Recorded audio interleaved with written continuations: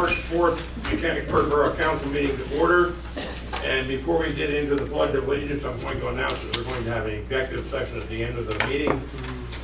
Possible litigation, it's hard to say into the 2 words. Possible litigation with no action to be taken. We begin with the Pledge of Allegiance. I pledge allegiance to the flag of the United States of America and to the republic for which it stands, one nation, under God, indivisible, with liberty and justice for all.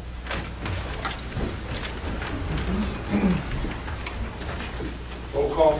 President Whitcomb. Here. Vice President Whitcomb. Here. Councilman McDermott. Present. Miller. Here. Tillman. Here. Stoner. Here. Weber. Here. Mayor Ritter. Here. Solicitor Coin. Here. Engineer Legowski. Here. Chief Spock. Here. Chief Sechrest. Present. Junior Councilperson DeFostis. Here. Secretary Downs. Here. And do we have any guests? Need a motion for approval of minutes of the council meeting of February the 18th, 2014, please. I'll make that motion. The motion's been made. Second. Seconded. Any discussion? All in favor? Aye. Opposed? Motion carried. Are there any additions to the committee portion of the agenda? Approval of the committee agenda? Move for approval. Motion? Second. Second. Discussion? All in favor? Aye. Opposed? Motion carried. Do we have any citizens' comments or requests?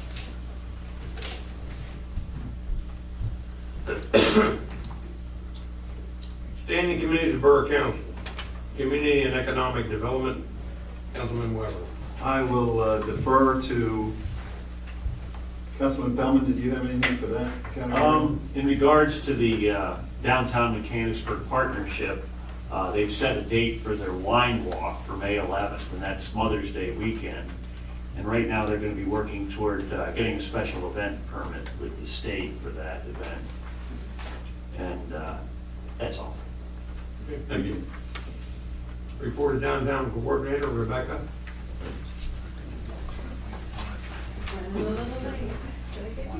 Yeah. Has got a permit. When's my restaurant open? Well, I have news on that front, but it's, You do? Okay. yeah, no action taken on that for Okay. quite a while. Right. And I got a call about that All right. yesterday. Said it stands still, but I think you knew that. Sandy Huffman, who owns Amos Went West at 71 West Main Street, is purchasing the building I mentioned last month, the building at 207 West Main Street, next to the wooden block building, the condemned building. She settles on that on the 17th, and I met with her last week to talk about the prospects for that building. She would be relocating her business there, and I expected that would come before the loan review committee for consideration, as well as some traditional financing. So I'm working with her to package both of those. It's going to take a lot of work, as you know, but that will add to the downtown inventory, which is a great thing. Can I ask you a question? Have you been in the house? I have not been in the house. Okay, so you don't know what the inside is really like. I don't know if they did a whole lot inside or they just did the outside. They cleaned it out. They cleaned it out. Okay. Have you been in? They removed the contents. Cleaned is probably not the correct word. They removed the contents. Okay. Is that a better choice? Yes. Okay. All right, I'm sorry. Didn't mean to interrupt. Yeah, it needs a lot of work. Nancy Ruppert Sweet Remembrances is offering their First Friday, the premier First Friday feast this coming Friday during First Fridays. They have 3 different things on the menu. You need to make reservations. You can BYOB if you can. We get a lot of requests for fine dining, something a little different downtown, so support them so that they'll continue to do this on First Fridays. Spoke and Pedal Cyclery will open at 112 South Market Street. That will be in the rear in the carriage house where all the mechanics along the alleys used to be. They'll open later this spring. They'll do bike repairs and custom jobs, and you can walk in or pedal in or make an appointment to see them. Hellenic Cuisine is interested in expanding. They've been there now 2 years. I'm not sure quite how that will work, but I'm interested in talking with Lambro to see what he has in mind there. They're doing really, really well. James Meister opened his weight loss dietitian business at 1820 South Market Street. And Cafe on Walnut, 245 East Main Street, like I said, is stalled for the moment. We'll see if we might be able to assist them. Not sure to meet with them. Wanted to let you know that the Land Partnership Grant Program, which benefited the ballpark, the baseball field here last year, talked with Commissioner Cross earlier today, and that was a program that dedicated $100,000 in ag preservation monies earlier this year. It's an annual program. We'll have a little bit less money each year as new Marcellus shale drilling is reduced each year. I expect that will come about, and I'm working with a couple other communities to increase the number of bike racks along Bike Route J and the spur routes, and we have that here in the borough. And at the public hearings that were held last year, the open houses that were held for recreation and green spaces, there was one in New Kingston, and we had some folks from Mechanicsburg who were there. One of the things that was mentioned was we need some bike racks for all the cyclists in and around the downtown. And there's a group for as many as 200 that bicycle here every single day in the borough. So look for that to be coming. I'm not sure who the applicant would be. It could be the municipality, it could be an interest group, could be a partnership of those same interests. But I know a number of other communities are going to be doing that. I'd like Mechanicsburg to do that as well. And the DCNR grants are due April 16th. I mentioned that last month. Don't forget to support First Friday. There's a new exhibit at Metropolis Collective called Carnivals and Kings, and we have a number of different downtown businesses or business persons who are involved in that. Cindy Rusnoff from Altered Edge Couture has been involved in that, and I believe the mayor is involved in that as well. So it'll be a really fun First Friday. That's what I have. What are you hearing? Anything? Rebecca, how are the bicycle racks, how's it determined where they're going to be placed at? Well, we'll work with the municipality, we'll work with the property owners and the business owners. Typically, we put them at the most traveled, close to places where people would stop, say, to get something to eat, or the businesses where there would be the most foot traffic. So a business could lobby for a rack, they have a rack or not, they have a rack, that's, okay. I think probably typical locations in Mechanicsburg Borough on Main Street might be near the corner of Railroad and Main, close to Subway, fantastic, the Gingerbread Man. Another one might be Diener's and Colony House. Where do you anticipate placing them? Sidewalks? They go on the sidewalks. So typically that's where they are in the other communities. That means you have to take a look at conduit and utilities, and you have to disrupt concrete, and you have to look at pedestrian traffic and signage. You have to consider all those things, which is what we do, where we've done them in places like Carlisle and Lemoyne and New Cumberland. Okay. Thank you. You're welcome. Finance Administration Orders, Councilman Winchell. Sully? Personnel Committee, that Personnel Committee will meet with the Borough Manager. Scott, you and I will get together and meet with the Borough Manager then on some personnel matters. We'll set up a date for 3 days. Municipal Committee Outreach, Councilman Weber. Yes, we have scheduled our next meeting for March the 17th at 11 o'clock in the morning. So if the manager would please make sure that's advertised for us. I have nothing else to add other than what's on the agenda with the discussion of the website disclaimer.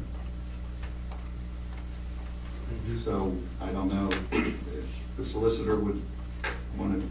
I was asked to look at the current state of affairs with our website and develop a privacy policy and a website disclaimer, which the current, our website does not have that. So I have drafted for council's review some suggested language and also seeking some guidance from staff on the draft here. Of importance is the concept of things change rapidly, and sometimes the website is not updated, and just making sure that we have the appropriate disclaimer there as far as the currency of that as it relates to our ordinances, zoning maps, and those types of items. And then there was some discussion, and I guess some more guidance is needed from the committee with regard to a community page and what you're looking at for that. I'm not really up to speed on what the. Well, committee that's was- part of the issue that I have, because the committee's not up to speed. I don't know exactly where this came from.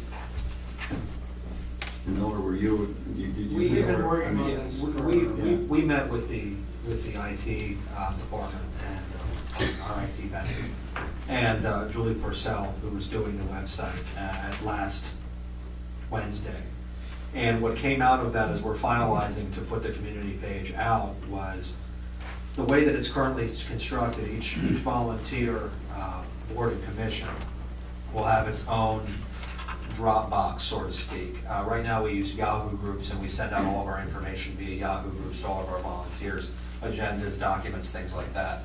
The community page will have each individual commission or committee will have the ability for us as staff to drop in all the relevant information electronically into that Dropbox and have the, whether it's planning commission, we'll use that as the example, be able to pull up a plan by just going into the borough's website, logging in, and then getting access to that information.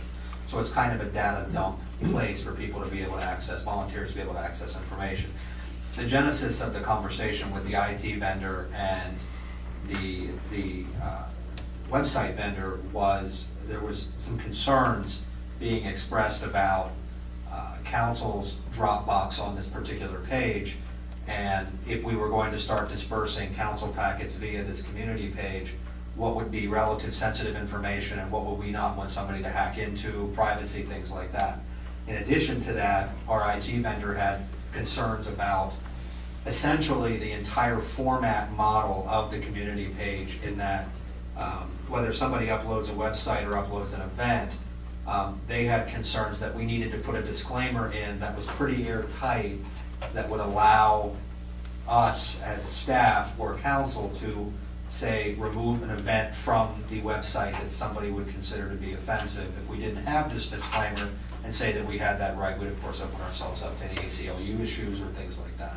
So this came from, and why it's on the agenda tonight for the committee to discuss and move forward, is that Lisa has drafted a kind of draft disclaimer because our IT people are not thrilled about the concept of having, say, a forum-based discussion and basically uploading of information to the website that council would not have the ability or staff would not have the ability to regulate. If that's too simplistic, we wouldn't have the ability to monitor.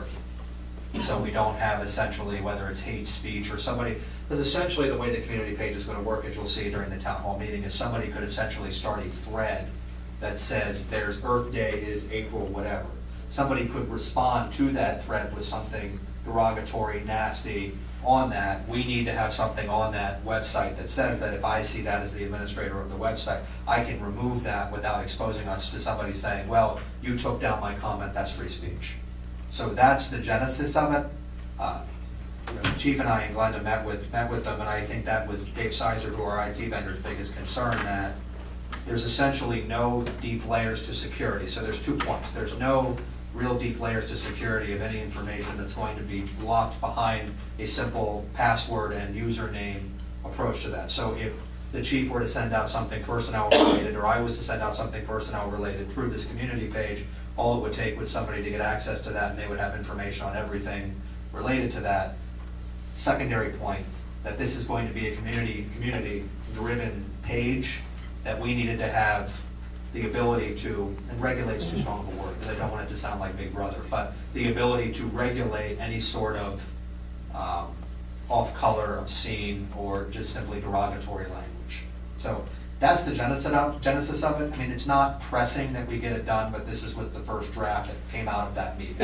So if the committee wants to meet again, they gladly can to go over it, but this is where it came from and what the point of it is.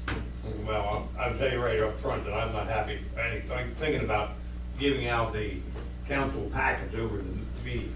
That is not sort of. That's not the point of the forum, though. The point of the forum is a private group. What Pat's saying is that the IT company has concerns. I wasn't privy to the results of the meeting, so I'm speculating based on what Pat has just said at the meeting, that the IT company is concerned that somebody can hack into that private group that we have between our council members. That is the concern. It's That's- not, that's it's exactly not, right. it's not being, it's just, it's like sending out over email. Your email account could be hacked. I understand that. So it's, I don't like email. it's having it in one place, not sending it out by email. It's just, that's the difference. The only thing I have with the community page is, it's a good thing, so I don't have a problem is people's gonna put on here before they even go to count, before they put the application in for an event, and say, I'm having this event this day, and we don't even see it. It could come up on the community page before we even see it. And I think that that's, there's two different things with that, Mark, and that's a good point. That the person would have to sign up to be able to use the community page and have a username and an email. Now, they could make up a name, but they'd have to give an email address to be able to use that. So if somebody puts that event up, the point is to get events that obviously council's gonna see special events. But if somebody wants to have a 4th of July block party on the corner of Marble and Filbert, they could put that on this calendar page. Obviously, we wouldn't put that on the borough calendar, but if somebody in the community wanted to invite the community to a block party on the corner of Marble and Filbert, that's the point. So you wouldn't have the ability to, you wouldn't regulate that. They wouldn't fill out a special event permit for that. So the point of it is to get the community to use a page to put things on a calendar of events that isn't the borough's website. Correct. That was the vision, was that different community organizations, not, Rodney Whitcomb having a party at his house. Right. Could invite people to his house to Right. have, a party. It was community organizations can invite people to fire dinners, library events. The things that Councilman McDermott puts on his calendar. Those type of things. That was the type of community Right. website that we had in mind, that those organizations could post to this without borough staff having to aggregate the information. But it sounds like if somebody, we'll use my name, if I wanted to have a party in my house, I could put it in there? Now, You we could have technically the- submit it, but we could deny it. on Oh, the okay, website. all right. You would have, somebody from the borough would have to deny it. And correct, and that's where this disclaimer comes into it, is that, Okay. and Kyle makes a good point, if the library wanted to have their book sale and they wanted to put it on this calendar of events to invite everybody to the library, we would push approve, it would go up there. If Rod Whitcomb wanted to have a social hour at Rod Whitcomb's house, we would say, no, that's not really relevant, and deny it. So if we don't have that disclaimer saying that we have the ability to do that, then we could open ourselves up to some Then, exposure. I guess perhaps what the best thing to do would be give that disclaimer to the committee and let them go over that. And I would be happy. That's absolutely fine. I think that would be appropriate. I think that would be the best way to do it. Would it be appropriate to invite the IT guy to that Yeah, meeting? sure. I can have Tom. Take care of that for us? please? Absolutely. You set up the time. Yeah, we already, Yeah. go in The with time was already set up, yeah. yeah, the meeting's already set up, March 17th. 11 a.m. Oh, okay, I see what, yeah. Yeah, I'll have Dave Okay, front of that very video. good, all right. So that will be added to the agenda. Okay. So what I'm getting at is the draft came from basically, the draft came from an idea from the IT person that you gave over to Lisa, let her draft it up, right? Correct. Okay, so that's, I'm asking for more guidance. I think this is very helpful here.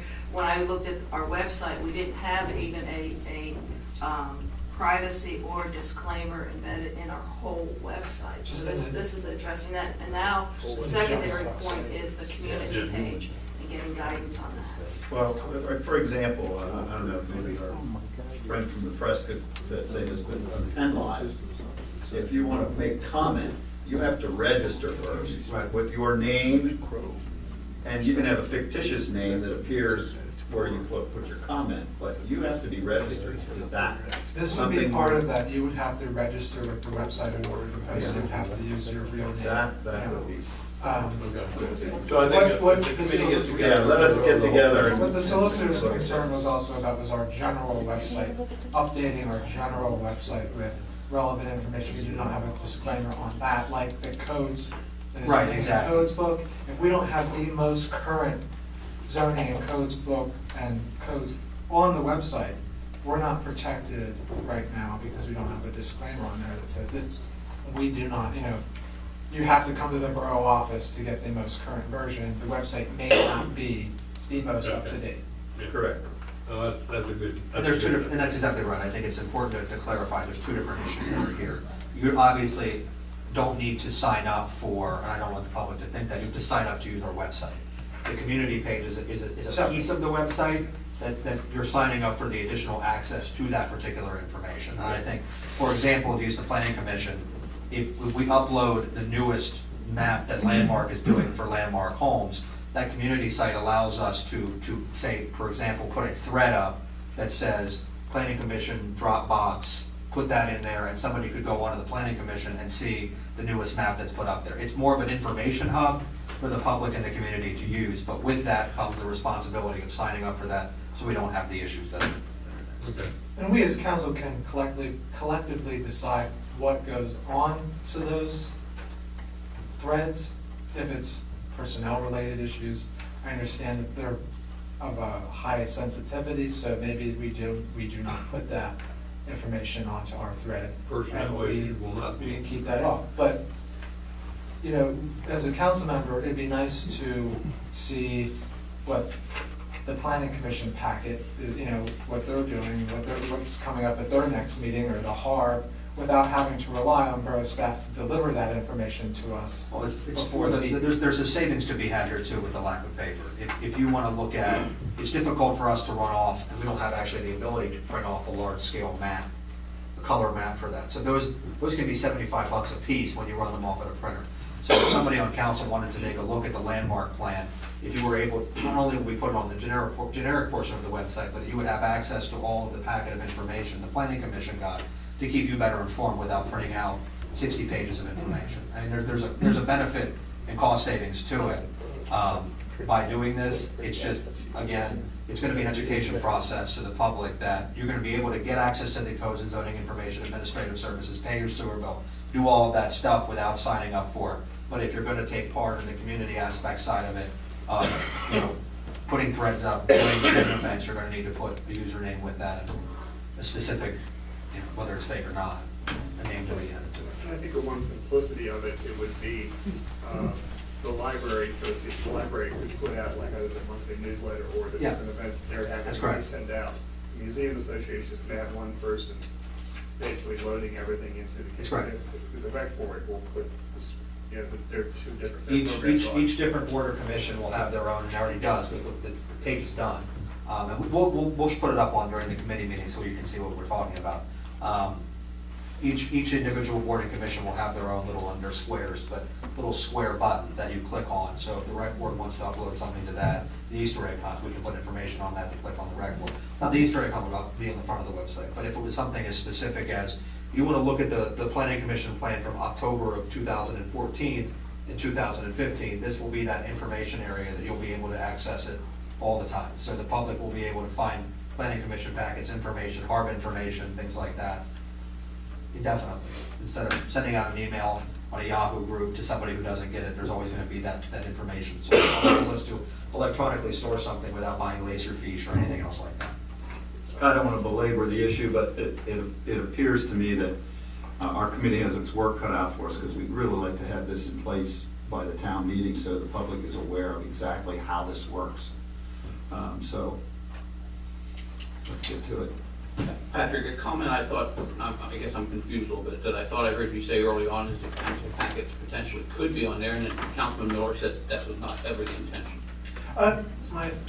I was saying that we could decide which parts of the council packet go on. I'd like to see the council packet go on there, but if there's something that's of a high sensitivity of a personnel nature, that be separated out. And how would you receive those items? I mean, the same way you receive them now, I receive them by email. Okay.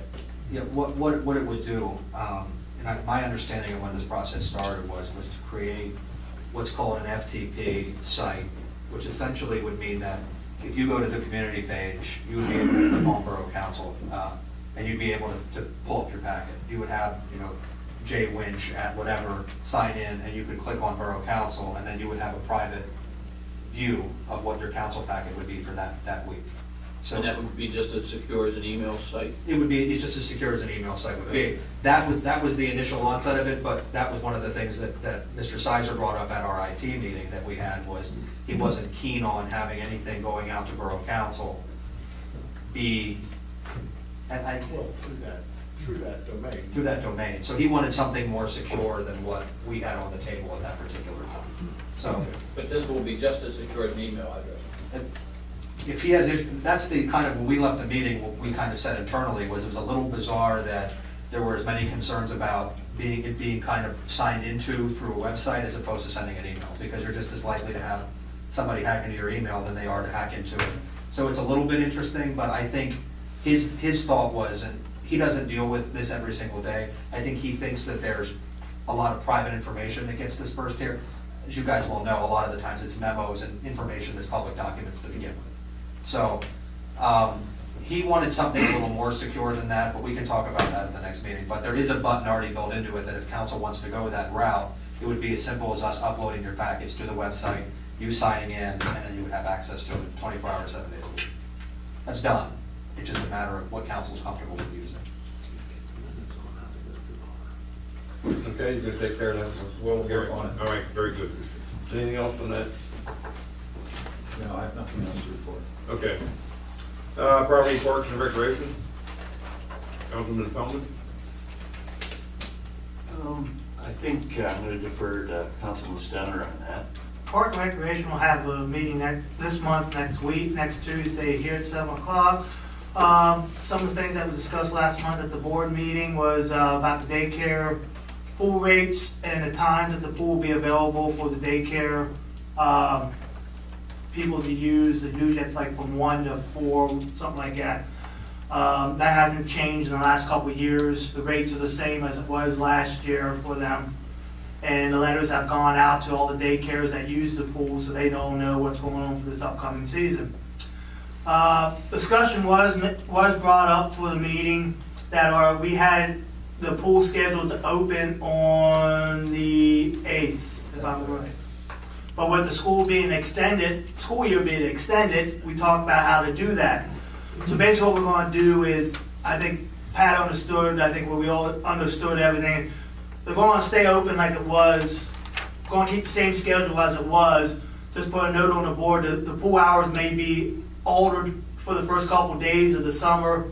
Instead of opening up at 12, it may open up at 4 to 8. We did feel like those couple days we felt maybe people want to use the pool after school or after work or like that. They didn't want to feel like all the schedule's always is out. So we figured that'd be the best way of doing it that way. Also, one more thing, the egg hunt will be on April 5th at the Memorial Park. The rain date on that is the 12th of April. So we don't have any snow. Well, we didn't think about that, but you know. That's all I have right now. We met as a staff about the pool. I met with George Eisenhower today, and I'm going to meet with President Abbey again. We've had several hours worth of meetings about what to do about that, but council should prepare itself for some hiccups related to that schedule.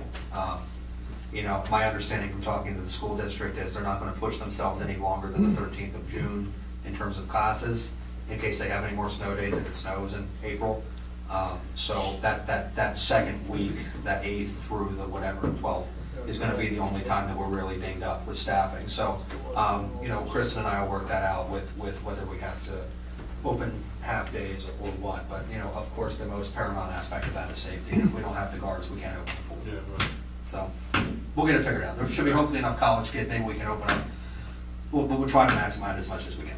All right, very good. Thank you. Do you have public works and safety?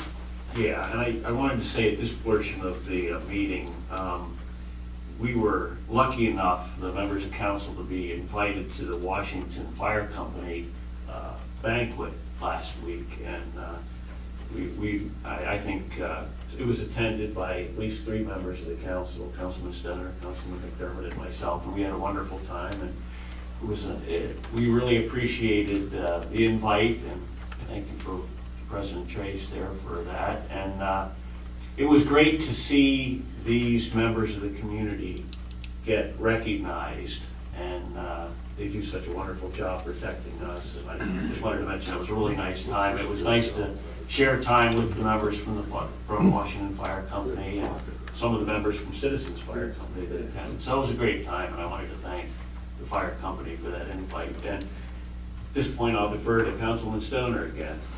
Everybody, all the council persons should have got copies of a lot of the minutes from the subcommittees from the fire consolidation meeting, committee. As you can see, they are making progress, they are asking questions, they are setting goals out for themselves. I know we met last Thursday, went over some of those questions, one committee had questions, I know the building committee had some questions, me and Pat pretty much went over almost all 11 of those questions for them that night, so they know what's going on, they understood everything. Some other things we basically got with them last week and set this, basically the short, medium, and long-term goals, what they're looking at, 2 years, 5 years, 10 years. They're pretty much getting that figured out. The finance committee is doing a wonderful job. I think now after last Thursday, they pretty much have a beat of what they're looking at for the budget for this year. Any questions from any of those subcommittees, I'll be happy to answer them now. If anybody has any or not, we will continue to get the minutes from the subcommittees as we get them. And then we go over them the next meeting we have, any questions or anything, unless something major comes up, so we can discuss it by email or by phone. That's other than that. The only ones you don't have, the only meetings you do not have, minutes you do not have is from last Thursday's meeting. I sent them out. Oh, did you? Okay. I didn't get it, so that's why I wanted, I already had it. So, Yeah, you know. yeah. So.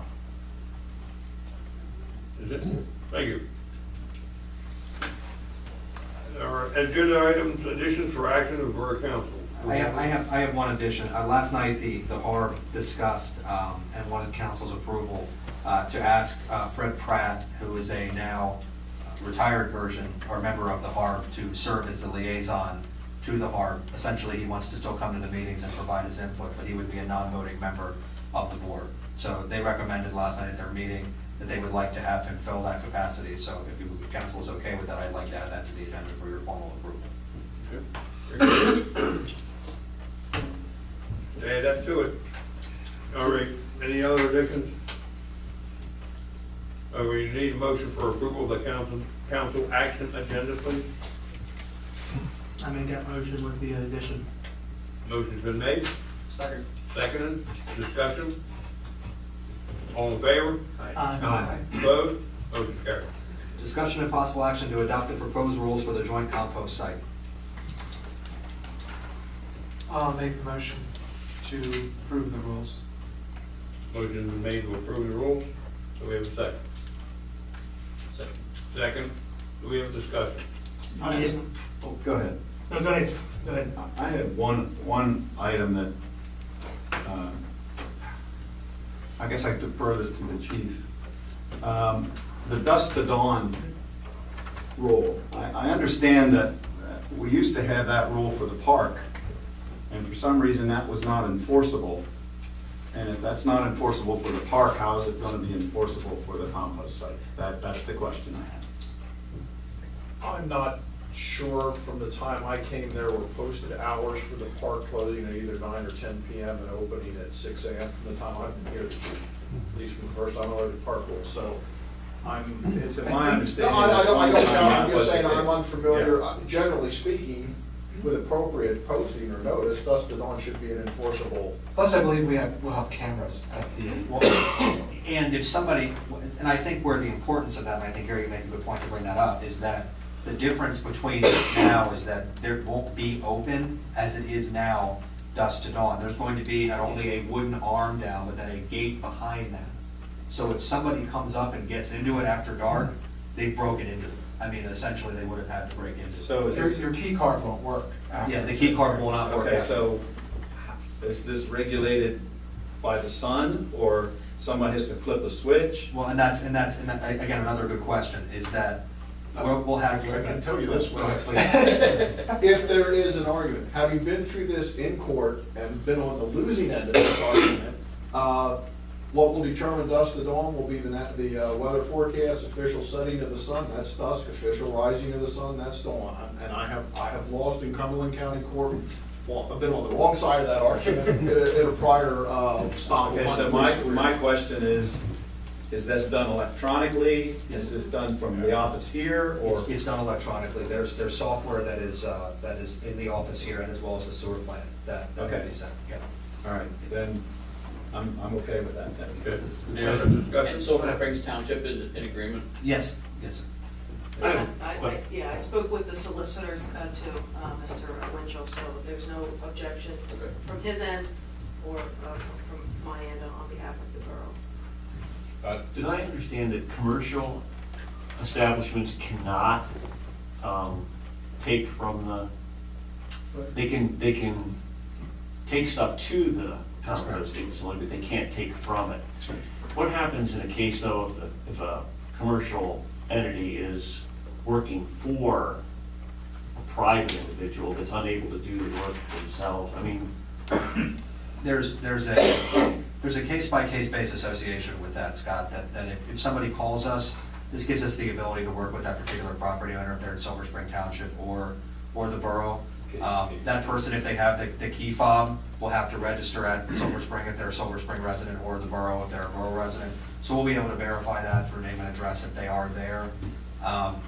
If the person wants to do that, we can open the facility up for that, and there's somebody will be there at the plant to do that, to verify that they are working for that. So case by case, if somebody wants to do that, that's fine. We talked about that briefly at, I think, our meeting about that. That's fine, but if we see a hauler, what we do now too is if we see a hauler that's in there, we look for the name of it, we look up where the hauler's from, we call the hauler. If the hauler says they're working for, I'll use a commissioner from Silver Spring Township, Dave Lanker, they're working for Dave Lanker, then we say, okay, that's fine.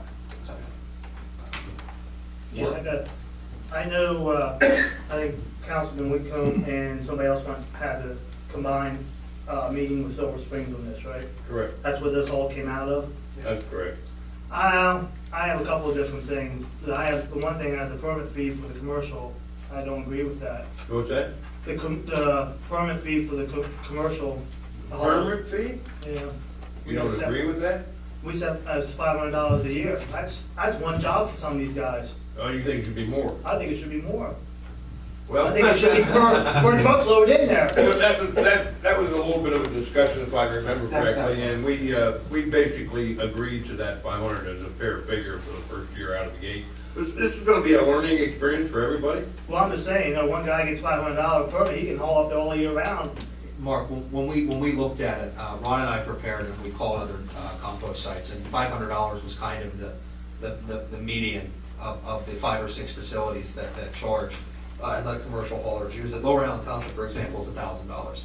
And I think where we left it with Silver Spring with all of these rules is that we implement it this first year, and if we come back and we see that we have a lot of commercial haulers paying the $500, of course, the market will be what the market is. If we see that people are doing that, then maybe the opportunity is to raise that drop-off fee. It's basically a learning experience for everybody involved, because it's the first time we've done this. We're gonna do everything for the first year as we set down the rules and regulations. We will meet at some point in time after that year Yes.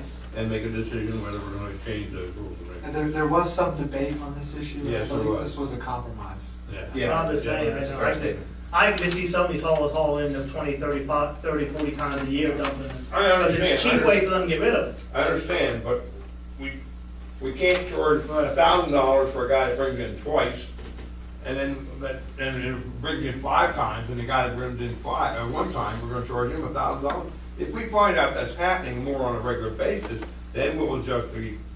Well, without seeming too shrewd or sneaky about it, charging the commercial hauler $500 to drop it off, there's a needed commodity being dropped off that somebody's paying us. By doing this biosolids composting, we constantly need the wood chips that are being generated through that. So the general property owner like myself, who lives on Marble Street, who has a bunch of trees, but I don't ever drop off that many limbs. I drop off a truckload of limbs at a time. Commercial hauler that drops in and does 10 jobs a year, they're bringing all that wood and they're paying us $500. They're paying us to process that we need anyway. So it's for us, it's a way to charge for something that we need to create the biosolids composting, which we in turn are then going to sell to golf courses. So not only is somebody paying us on the front, the commodity, but then we're going to sell the commodity on the back end. So there's a business plan to it that, but this wasn't, and I think an excellent point that brought up by both council members, that this was a middle ground because there was some pushback to any commercial fee in any way, shape, or form. Mark, I know when I looked at that, my first instinct was, wow, $500 is a lot of money, and I got thinking, wow, just like you, $500 isn't enough. So I mean, I've actually myself had that change. Well, I think we came from the same perspective. We discussed various rates, and we had some pushback on the higher rates, we had some push on the even lower rate, but we decided on $500. And for the first year, as I said, we'll experiment, and if we find out that we need to charge more, we will be glad to do that. And the other thing I have is, the one above it is for the card then to be renewed every year at the same cost. I don't know, to me, I don't particularly think that's necessary. Once you have it, I don't think you should have to renew it. I know how it is, trust me, every 2 years I gotta renew my emission license. It's a pain in the butt. I don't need to because they don't change nothing. But, I mean, it's not the same thing, but still, we're charging a resident that every year. The idea behind that is, not that there's any strings attached to the grant funding, but the grant funding is paying for this grant. DEP wants a sustainability model, and in order to be sustainable, you have to provide the constant revenue to show the offset and payment of costs of the facility and the service. And the compost site is great and providing a free service to the residents, but the processing and the issues that we get into with people illegally dumping things like that, the goal of this initial project was to minimize the overall, I don't know, decrepit project or process that we get when people dump radios, couches, things like that, and a better way to regulate the facility. But then in line with that, to get the funding, you have to come up with a way to show that you're covering your costs. And one of these key fobs is, I think, $3.80, $4 a piece. So when we came up with the fee for the card, you know, the person is going to use it. I mean, you use that facility one time worth of mulch, you're getting $5 worth. You know what I mean? I mean, literally, $5 worth of mulch is a quarter of a pickup truck. So having somebody renew it every year was just a way for us to provide a revenue stream constantly that shows that we're covering our costs. But It's $10. It's $10. It's $10. Not yeah, five. excuse me, sorry, $10. $5 for the replacement. But this was also something to discuss with Silver Springs too. Yes. Everything was discussed at that point in time in that meeting. Yes. We went over everything, including chainsaws and everything. Oh, I agree with the chainsaw stuff and all that. I mean, you shouldn't be anybody up there with a chainsaw. You don't know what the heck they're cutting up. I mean, Well, Loaders was the biggest discussion. yeah. the issue with the chainsaw was a safety issue. But If they're in there by themselves with a chainsaw, something happens, they'll be there when we find them dead. Yeah. So that was the reason, for that particular item. Any other discussion?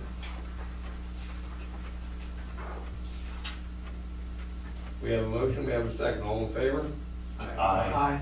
Opposed? no, Motion carried. Discussion of possible action to appoint an engineering firm for sanitary sewer services. I make a motion to appoint HRG engineering firm for sanitary sewer services. We have a motion, Second. second. Discussion? All in favor? Aye. Opposed? Motion carried. Our two representatives from HRG are here tonight, so thank you for their attendance, and I'm sure they appreciate the business. Thank you very much for the opportunity. I understand there's some things that we have to get right at, so. Under other business, you will find out about that. You'll find out about this morning. Discussion and possible action on appointing Fred Pratt as liaison to the Historic Architectural Review Board. I'll make that motion. Motion's been made, I'll second. seconded. Any discussion? All in favor? Aye. Motion carried. Any citizens' comments? Any other, I'm sorry. I'm sorry, I didn't see you. I'm losing weight now. Richard Snyder, 33 West Main. I think the word they were looking for earlier was moderated website. Yes. Rather than regulated, yeah. So you could probably even legally rip off somebody else's disclaimer or their moderation stuff. Just one quick thing. Apparently they're doing a very good job of securing the compost site where people will take dead and decaying material that will simply decay even further. But I don't need to show my ID when I go to vote. That's all I gotta say.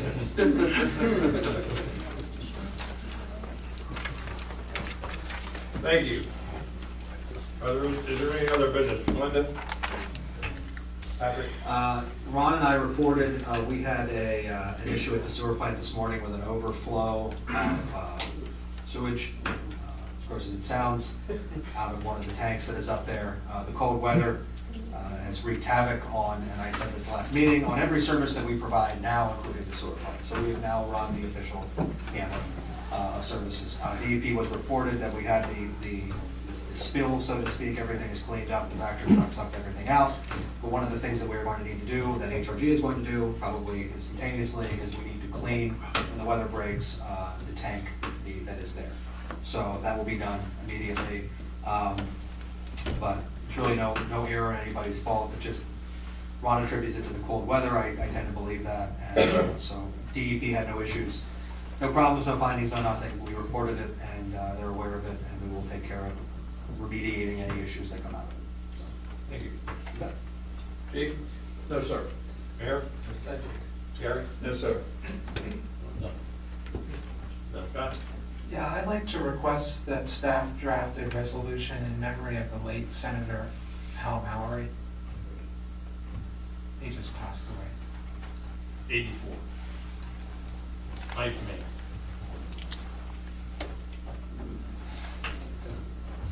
Okay. Okay. Closer? Yes, sir. No, sir. Couple of quick things, Mr. President. Attended a department head meeting. Also, last week, attended the Cumberland County Joint Fire Training Committee meeting at the UFC in Cumberland County, of which there was discussion of this training committee on bulk purchasing. There was a interest in purchasing a lot of different things, but one of the things that drew interest were AEDs and replacement. With us looking at replacing 2 for the fire department, 1 for the parks and recreation. By getting, I think we have between 20 and 25 units throughout the county that different groups and organizations are purchasing, and we could end up saving $380 per unit by bulk purchasing. Also attended a subcommittee for the fire department consolidation of equipment. The following night, we had the regular fire department consolidation or general meeting.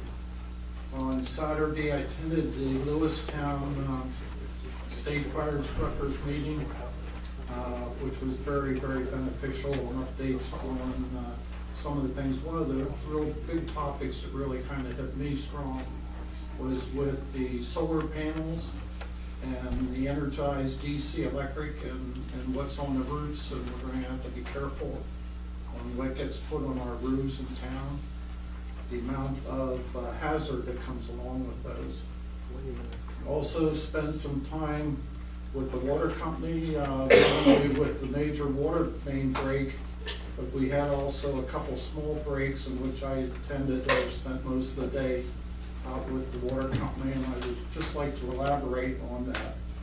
At 2 different times during the last couple of weeks when we had breaks or shutdowns of the system, Cumberland County 911 system was notified. I had put into place that if we had any structure fire in town, it would be an automatic response of 6 tankers come to the local closest intersection to set up all the tanks and dump water to get water supply while the pressure was down.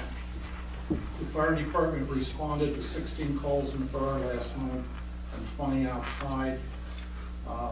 We also had 2 fire police calls in the borough. And also, I just wanted council to know I am working on the bi-directional amplifier for the 800 radios. I now have samples of 2 other municipalities. Also getting information, I'll put together a packet to get out to council on the what we had talked about back last month. And one of the other items, I spent a couple hours and went to a building site in which the contractor was putting in a sprinkler system, and watched and talked with the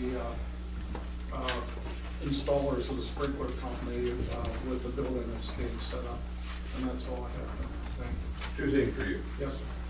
You say you talked to 2 other communities about the five-man problem. Yes, the 800 system. You said they have something in place. What do they have in place? They have an ordinance in place. They actually have it working, and it's up, and I have samples of their ordinance and Okay, everything else. that's what I wanted to know. That's what it was. I've also talked to a couple of installers, and I'm not sure how to explain it, but the cost of doing buildings to get it up to a certain level, let's say above 95 or 97%, is like going out and buying carpet. Depending on the building, the area that Square you need. foot. Pardon? It's probably so much a square foot or Well, something. not only that, on how the system or what system has to be installed, because some can be done through the air communications, some have to be hardwired by, let's say, like telephone wires. And then you can get as elaborate as your fiber optics, which are being put in to new Pinnacle Health Building in Hampton Township over along the Wordsville Road. So the variety and the expense will depend on the building or the type of building and how much. And the other thing I had for you is, I didn't know AEDs had a shelf man. They're like our breathing apparatus, in which you get a cylinder to put on your back and put pressure. That they have to be tested. What we are looking at replacing are the AED, what they call Physio 500s. And then they came out with the Physio 1000s. The 1000s are the newest and greatest. They're also compatible with the different ambulance and organizations within Cumberland County, the Carlisle, West Shore EMS and everything else, that we all kind of have a standard AED that information can be taken. And it's an upgrade. The shelf life in the 500s are only good till December 31st of this year, and they are no longer supporting that, and they're going to have to be phased out. So we're looking at So replacing. you're saying there is a shelf life of December 31st of this year? On the 500s. On the 500? Yes. But they still function? Yes. They're still working? They could still. So at the end of the year, they're just gonna stop working, or what? Well, what we're looking at doing is replacing them with the 1000s on this purchase. And we're going to use the old 500s as a trade-in. Okay, I should rephrase that. What if a civilian company has one of those 500s? They will still function? Absolutely. If it's That's maintained. what I was If it's thinking. maintained. Okay, thank you. Anybody, junior council person, I'm sorry. Nothing? All right, ladies and gentlemen, thank you for coming. We're going to adjourn to an executive session with the matter of litigation with no action to be taken. We're adjourned.